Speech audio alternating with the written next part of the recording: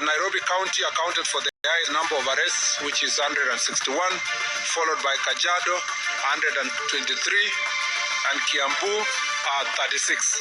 Watu 355 wakamatwa kwenye ukumbusho wa maandamano ya Gen Z, barabara zikiachwa pweke, huku polisi wakiwadhibiti waandamanaji. Tafadhali leo tuache na amani, tukumbuke watoto wetu, lakini yenye nataka justice. Tunaomba serikali justice afanye kazi yake.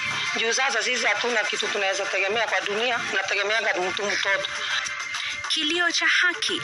Baadhi ya wazazi ambao wana wao waliuawa kwenye maandamano waweka mashada ya maua kwenye ua wa waya nje ya majengo ya bunge. Polisi wazingira jiji la Nairobi kwa vizuizi kwenye barabara kuu zinazoelekea jijini. Wasafiri wakifungiwa nje na uchukuzi ukilemazwa kabisa.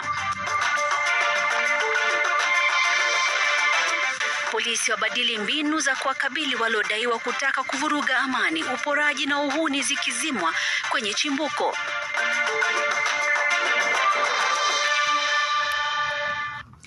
Ananisaidia kulugha